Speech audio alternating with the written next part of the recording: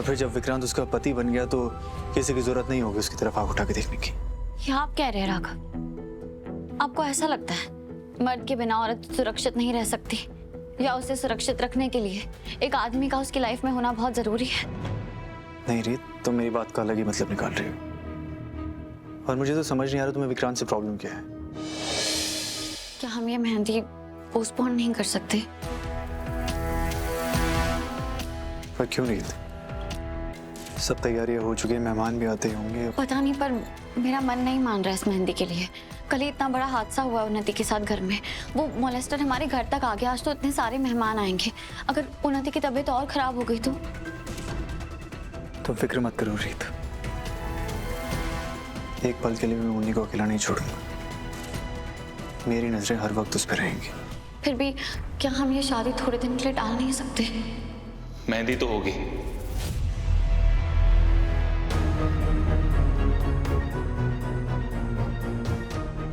और वो भी उसी दिन जिस दिन तय हुई है।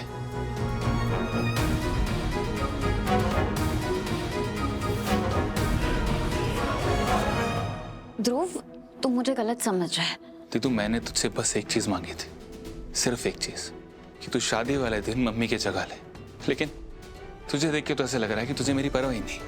ध्रुव, शादी सिर्फ तेरी नहीं हो रही है, उन्नति की भी हो रही है। मैं मानता हूँ दीदू, शादी सिर्फ मेरी नहीं हो रही, लेकिन शादी सिर्फ उन्नति की भी नहीं हो रही। तो तू जाके उन्नति और विक्रांत की शादी रोक ना, मेरी शादी क्यों रोक रही है?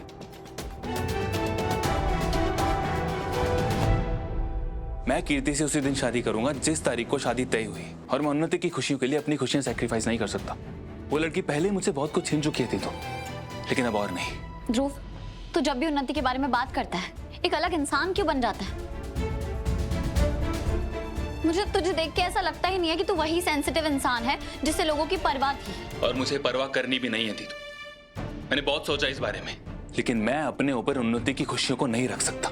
मुझे कीर्ति से उसी दिन शादी करनी है। हाँ, ये सच है कि मैं उन्नति के बारे में बुरा नहीं सोचता, लेकिन ये भी सच है कि मुझे उसकी लाइफ से कोई लेना देना नहीं है। उसकी लाइफ में अच्छा हो रहा है या बुरा, मुझे उससे कोई मतलब नहीं है। मुझे बुरा तो इस बात का लग रहा है दीदू कि मेरी खुद की बहन मेरे ऊपर उन्नति को चुन रही।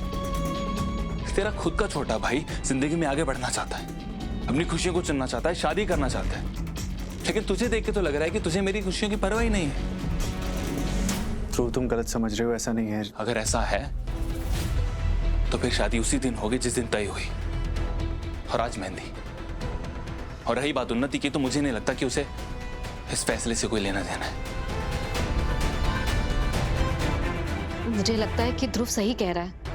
उन्नति की अब शादी टालना बिल्कुल सही नहीं होगा, और ध्रुव के भी कुछ अरमान हैं जिन्हें हमें अब अनदेखा नहीं करना चाहिए। और वैसे भी उन्नति की शादी तो अब विक्रांत से होने जा रही है ना, तो ये तो अच्छी बात है। विक्रांत जब उसका पति बन जाएगा तो जो वो आदमी है जो उसे परेशान कर रहा है वो भी चला जाएगा। रीत, ध्रुव, अब हमें चलना चाहिए। हमें भी अपने घर पर बहुत सारी तैयारियां करनी है।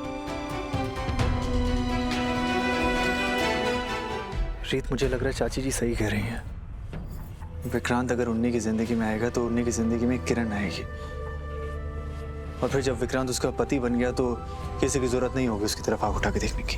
ये आप कह रहे हैं राघव? आपको ऐसा लगता है मर्द के बिना औरत सुरक्षित नहीं रह सकती, या उसे सुरक्षित रखने के लिए एक आदमी का उसकी लाइफ में होना बहुत जरूरी है?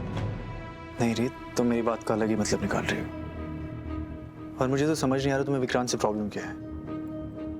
रीत, तुम मुझे कोई ठोस वजह दो, मैं खुद ये शादी तोड़ दूंगा, लेकिन कोई ठोस वजह देना अपना वहम नहीं। जब वो दरिंदा उन्नी के रूम में घुसा तब भी तुमने विक्रांत से सवाल जवाब शुरू कर दिए। रीत, मुझे लगा था तुमने विक्रांत और उन्नी की शादी को अपना लिया है, लेकिन मैं गलत था।